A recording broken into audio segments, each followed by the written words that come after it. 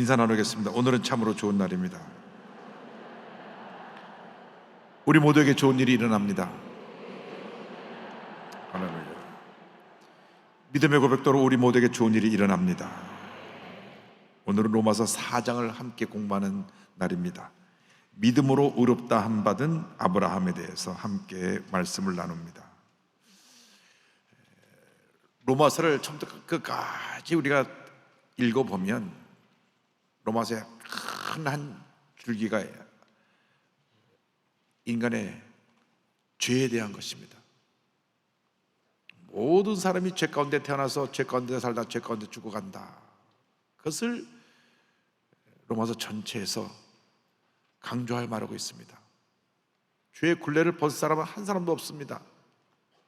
그래서 아들 자라는 거 보면 한 번도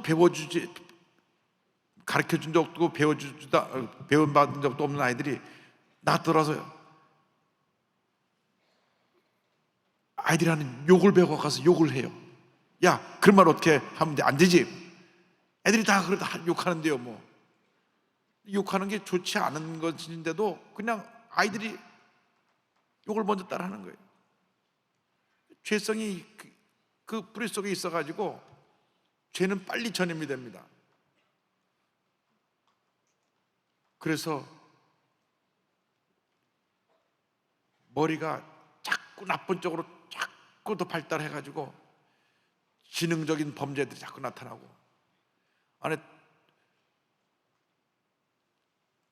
돈이 지폐로 우리의 손에 쥐어서 이게 돈이라고 하면 되는데, 그래서 세종대왕이냐 심사임당이냐 그에 따라서 색깔이 녹색도 되고 황금색도 되는데, 가상화폐, 눈에 보이지 않는 화폐를 만들어가지고 그것을 사고 팔아가지고 사람들 막 돈을 끌어들여가지고 턱 하루아침에 파산선고를 해보니까 몇 조가 날아가는 거예요.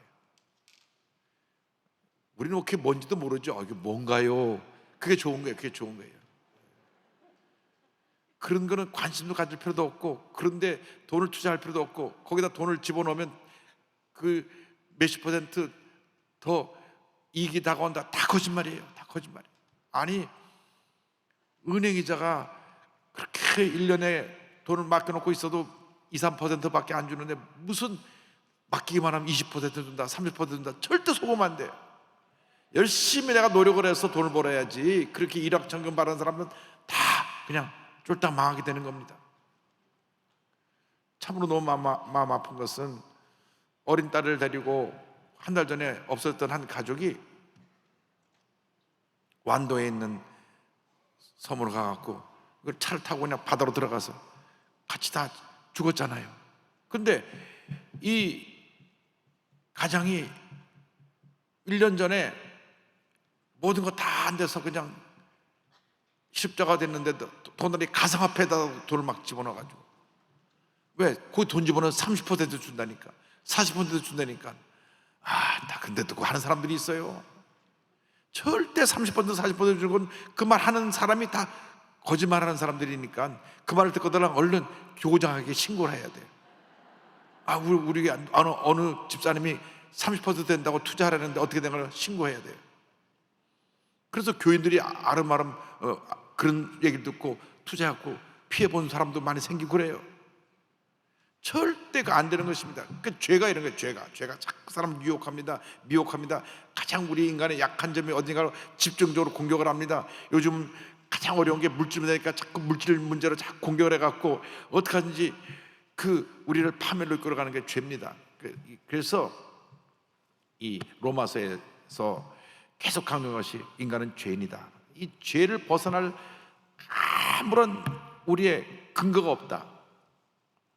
그런데 하나님께서 우리에게 은혜를 베풀어 주셨어요. 예수님을 보내주심으로 말미암아 예수님께 나아가기만 하면 하나님의 은혜로 죄사함 받고 복된 인생을 살게 된다. 그 나가는 길이 뭐냐고요? 믿음이라는 거예요. 믿음. 그래서 로마서에서 또 한 줄기 계속 강조하는 것이, 오직 의인은 믿음으로 말미암아 살리라. 믿음. 이 믿음은 은혜에 나가는 통로입니다. 그래서 예수 믿고 우리에게 제일 중요한 것은 믿음 생활을 바로 하는 것입니다. 믿음 생활을 해서 내가 예수 믿고 구원받은 다음 그 다음에 믿음으로 행해야 됩니다. 마음으로 믿어 의에 이르게 되면 믿음으로 행해야 돼요. 그래서 오늘 4장에도 계속해서 그 말씀이 나옵니다. 행위가 아닌 믿음으로 의롭다함을 받는 것에 대해서 나옵니다. 4장 1절로 3절 보겠습니다. 그런즉 육신으로 우리 조상인 아브라함이 무엇을 얻었다 하리요? 만일 아브라함이 행위로서 의롭다 하심을 받았으면 자랑할 것이 있으려니와 하나님 앞에서는 없느니라. 성경이 무엇을 말하느냐? 아브라함이 하나님을 믿음에 그것이 그에게 의로 여겨진 바 되었느니라. 아브라함이 만약 육신 행위를 통하여서 얻을 수 있는 것이 무엇이 있었겠느냐? 행위 때문에 구원받았다고 하면, 의롭다 함 받았다면 자랑할 거리가 있겠는데, 사실 아브라함은 그 사람의 행위를 보면 부끄러운 것 투성이에요. 아니 75세의 약속을 받았는데 하나님 분명히 하늘의 별처럼 많은 자녀를 준다 그랬는데 그걸 못 견디고 10년 기다리다가 자기가 다른 대안을 마련해갖고 다른 사람을 내가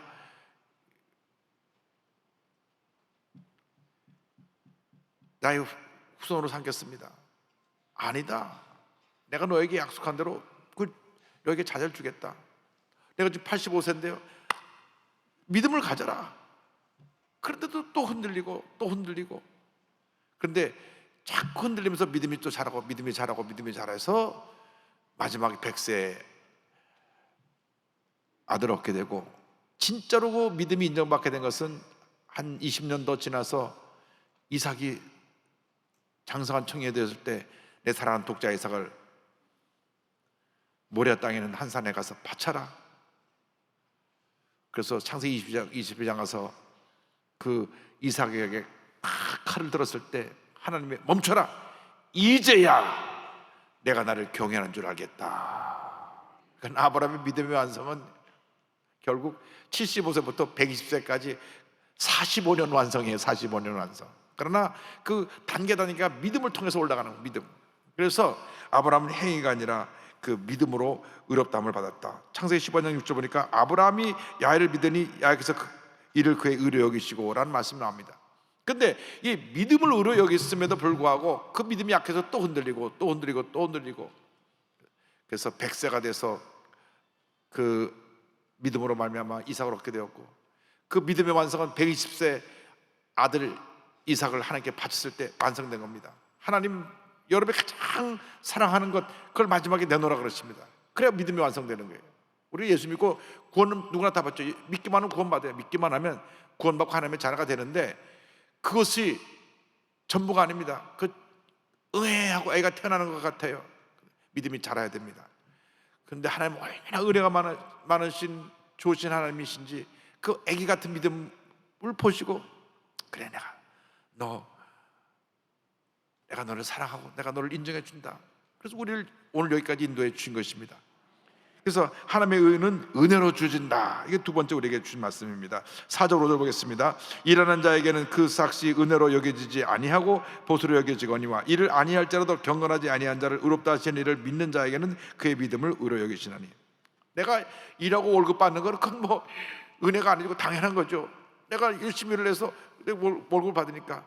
요즘 마음 나쁜 사장들이 다문화 가족들 데려다 놓고 일 시키고 월급을 안 주고 떼어 먹으니까 이게 정말 이중 삼중으로 그들이 고통을 나가는데 그 나쁜 사람들이죠. 일하고 나서 월급 받는 건 당연한 건데 일을 아무도 한 게 없어요. 그런데 하나님이 우리를 의롭다. 이게 은혜입니다. 내가 일한 것도 아무것도 없는데 코로나 때문에 너무너무 고생을 많이 하고 생활이 어려우니까 교회에서 코로나 특별지원금 신청하니까 100만 원을 받은 거예요. 은혜죠. 은혜. 하나님의 은혜로 받은 거죠. 할렐루야.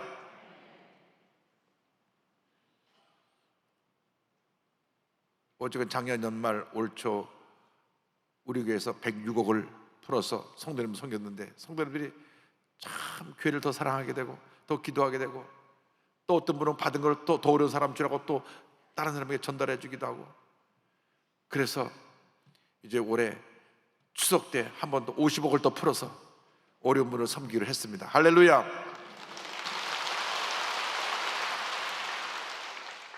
사랑은 나눌 때 커지는 것입니다. 나눌 때 커지는 거예요. 여러분, 이것이 은혜. 우리가 은혜로 사는 것입니다. 예수 믿는 사람은 은혜가 없으면 살 수 없습니다.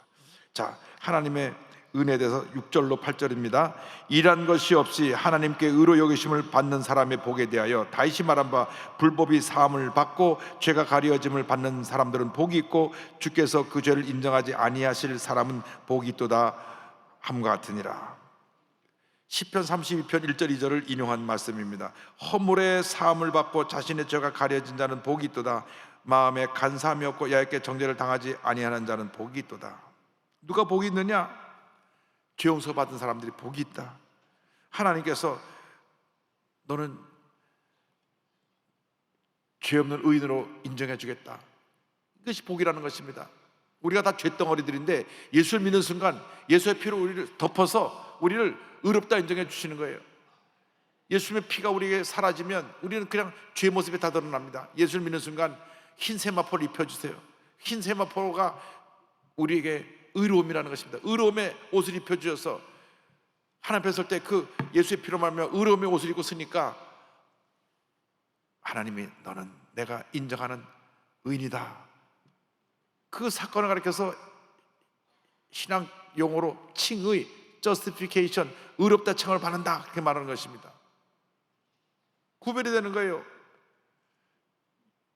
내가 죄짓고 불의하고 방탕하고 살 때는 그냥 죄덩어리로 살았는데 웬일인지 내가 예수를 믿고 예수님의 구주님을 믿습니다, 내 죄 사해 줌을 믿습니다 하는 그 순간 내 죄가 가려져 버렸어요. 내게 의로움의 옷을 입혀주셔서 내가 하나님 앞에 영광을 돌릴 수 있게 된 것입니다.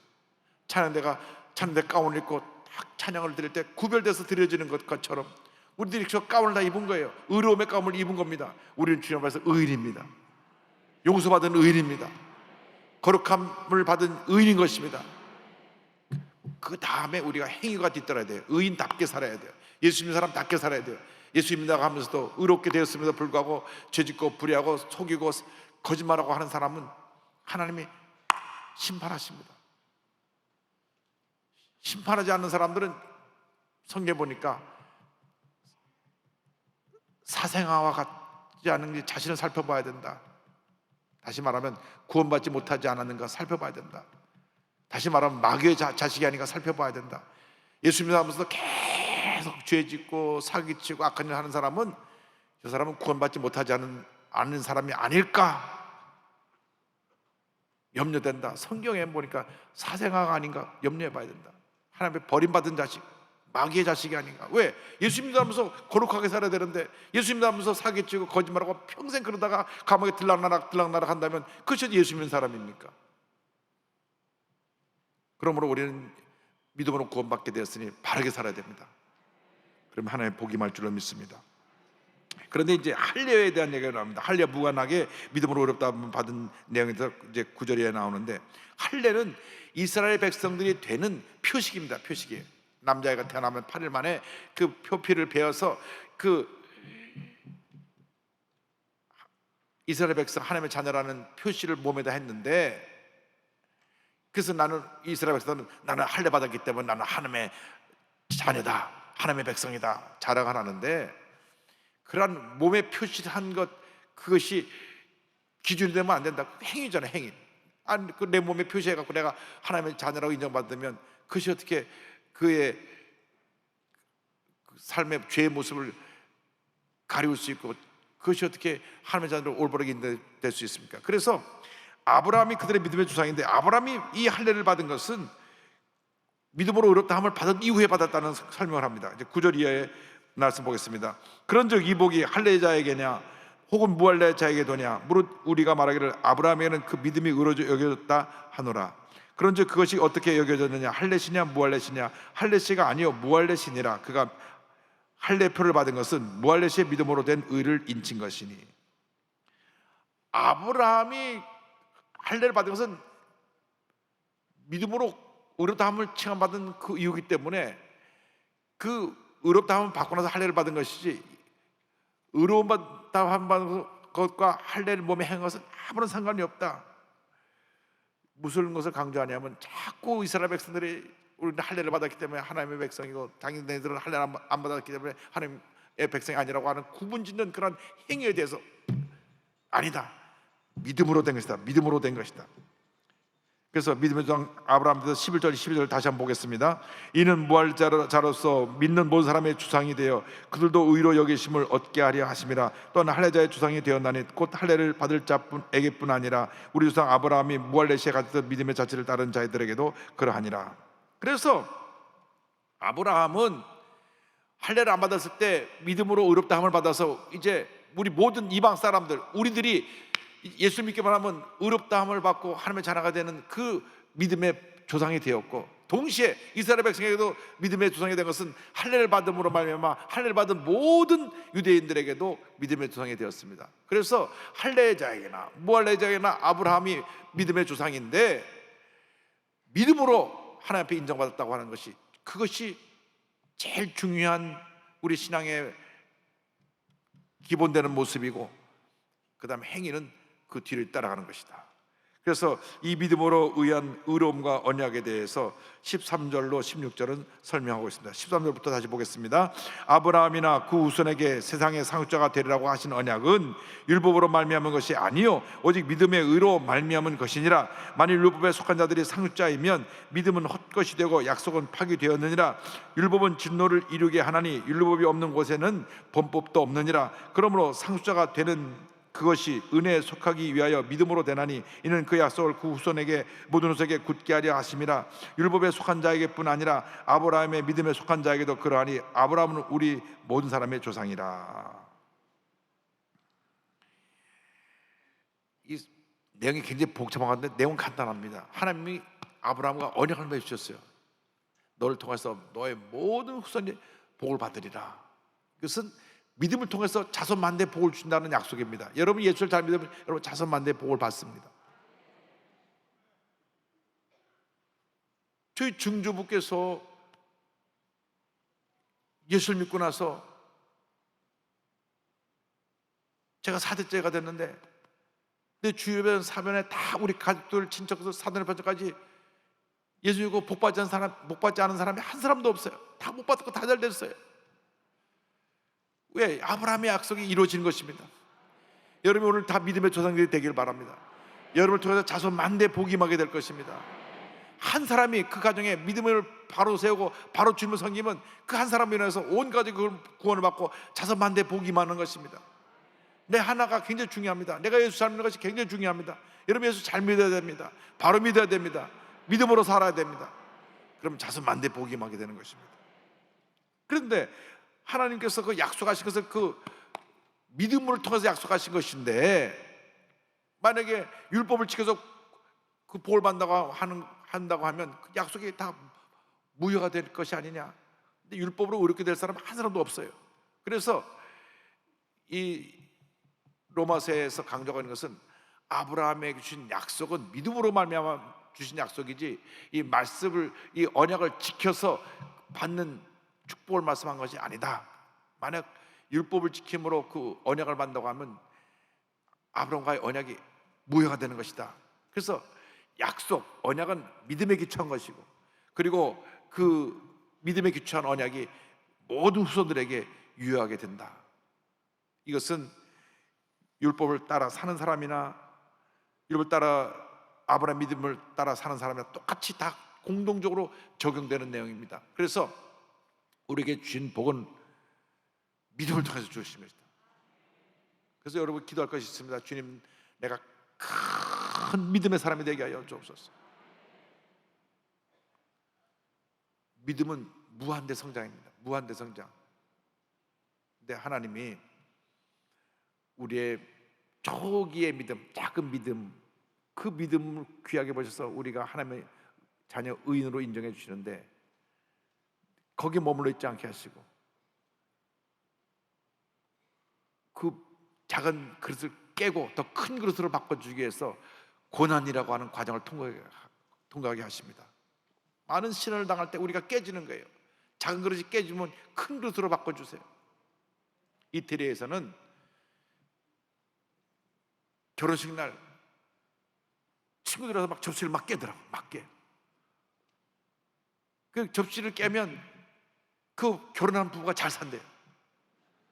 그래가지고 막 와서 깨는 거예요. 그래서 저 아까운 접시 다 깨지네. 근데 그 깨지는 것은 뭐냐? 깨져야 더 좋은 새 그릇이 올 거 아니에요. 깨지면 더 좋은 그릇을 주시는 거니까, 우리가 여러분이 자꾸 연단받고 아프고 힘들고 고난당할 때 주님, 내가 깨어져서 더 큰 믿음의 그릇이 되기 원합니다. 기도해야 됩니다. 그러면 더 큰 그릇으로 만들어져. 또 깨뜨려 더 큰 그릇으로 만들어져요. 연단이 많을수록 축복이 더 큽니다. 연단이 많을수록 더 은혜가 큽니다. 연단이 많을수록 더 하나님의 위대한 인물로 쓰임받을 수 있게 되는 것입니다.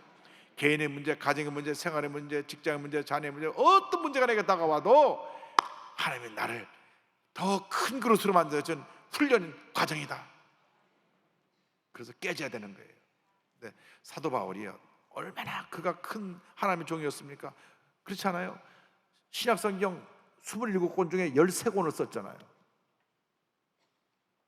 그리고 히브리서도 사도 바울의 영향에 쓰여진 거니까, 옛날엔 히브리서도 사도 바울이 썼다고 말한 분이 많이 있어요. 그래서 사도 바울이 히브리서를 쓰지 않고 사도 바울의 제자가 썼을 텐데, 그와 같이 포함하면 27권 중에 14권이 사도 바울이 쓴 거나 그 영향력에 있는 제자가 쓴 거예요. 얼마나 위대한 인물입니까? 가는 곳마다 다 교회가 세워졌습니다. 온 소아시아와 유럽을 복음화했습니다. 그러니까 한없이 교만할 수 있죠. 왜?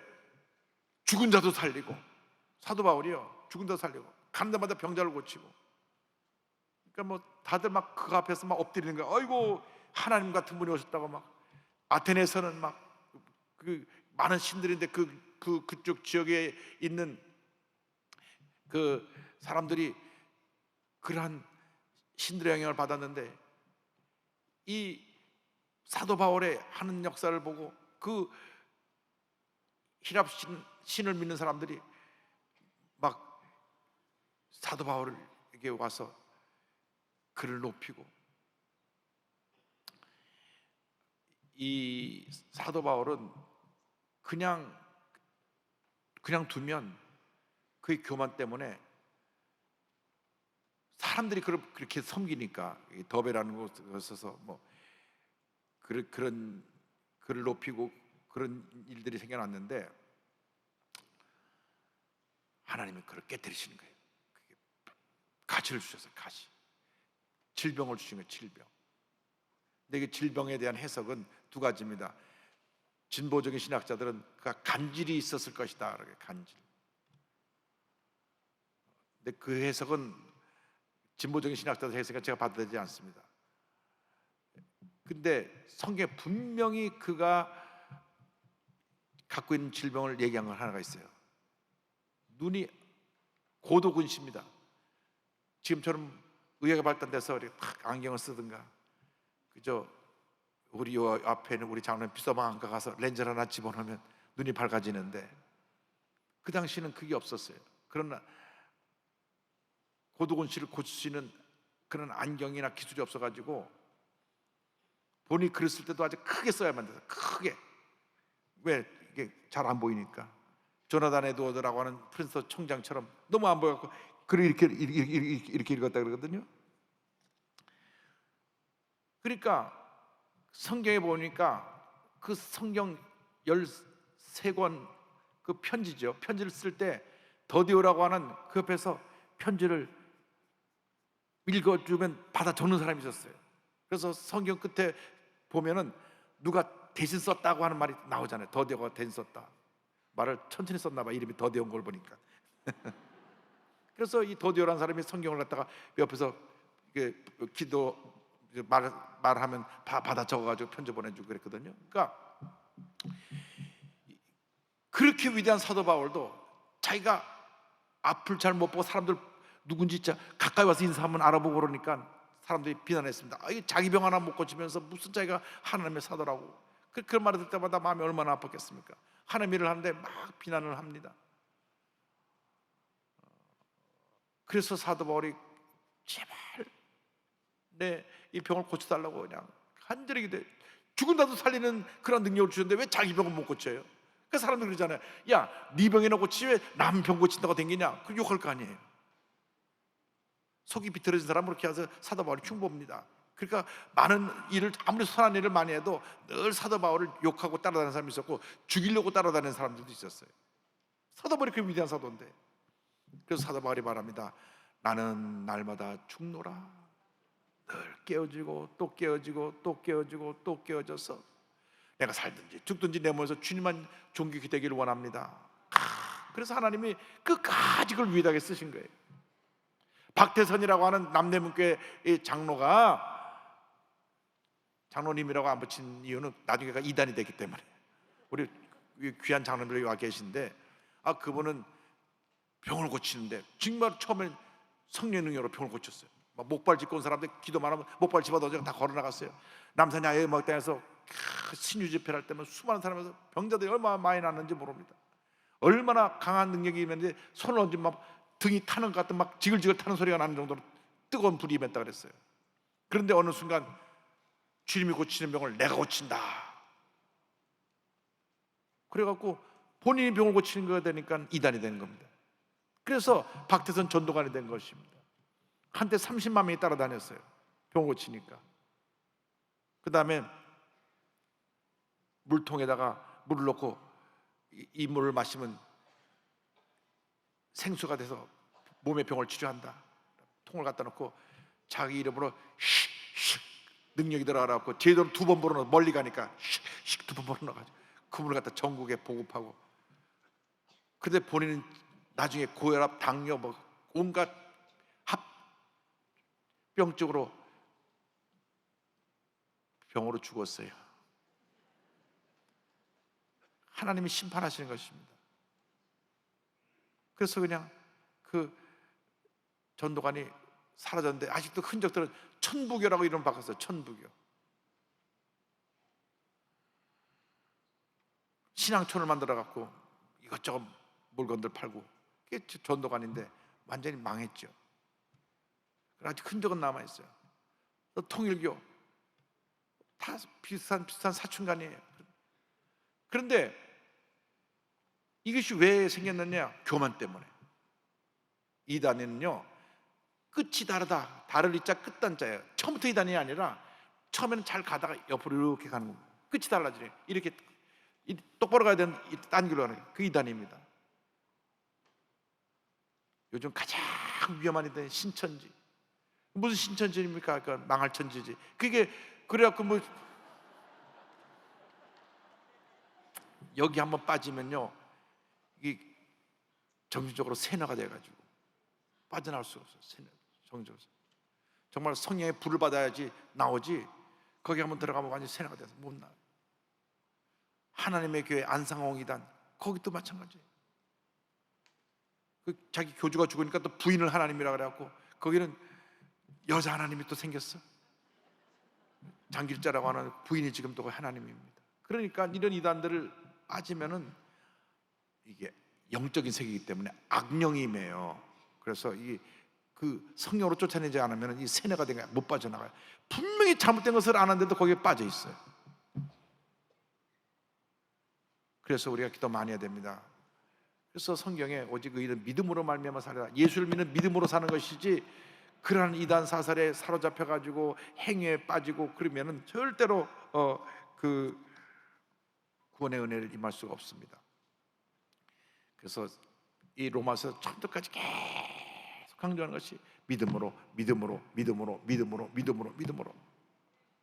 그래서 우리가 깨어지고 낮아져서 정말 하나님 앞에서 성숙한 믿음, 하나님께 인정받는 믿음, 장성한 믿음의 사람이 되어 위대한 하나님의 역사를 다 이루게 되기를 바랍니다. 사도 바울은 한평생 그렇게 하나님 앞에 위대한 인물로 쓰임을 받았습니다. 늘 연단을 받았기 때문에 마지막에도 그가 포로가 아니라 죄수로 끌려서 로마에 가서 그곳에서 가택연금 상태로 2년 동안 지내면서 복음을 전하다가 네로 황제 시절에 AD 60년에서 65년경 목뱀을 당해 순교합니다. 사도 베드로는 십자가형에 죽었어요. 왜? 이방인이기 때문에. 근데 로마 시민권자인 사도 바울은 그래도 로마 시민이니까 죽일 때는 그 사형 중에서 가장 고통을 적게 받는 참수형을 하자. 그래서 목을 베 죽인 거예요. 저 사람은 아주 악한 사람이니까 죽음의 고통을 최대한 더 늘려서 죽여야 된다. 그 십자가형입니다. 십자가에 달려서 며칠이고 그것에서 고통당하면서 마지막 선까지 고통 중에 죽게 하는 것이 십자가형입니다. 예수님께서 그 십자가에 달려서 우리를 대신하여 죽으시고 우리를 죄와 사망에서 구원해 주신 것입니다. 그걸 믿는 것이 믿음입니다. 한평생 믿음의 사람으로 살아간 여러분 모두 되기를 주님의 이름으로 축원합니다. 기도하겠습니다. 사랑과 은혜와 자비가 원하신 하나님 아버지, 우리가 믿음의 삶을 살게 하여 주옵소서. 그리고 예수를 믿고 난 다음 바르게 살게 하여 주시고 믿음의 열매를 맺게 하여 주셔서 이 세상을 변화시켜 나간 위대한 하나님의 사람들이 다 되게 하여 주옵소서. 예수님의 이름으로 기도 올리옵나이다. 아멘.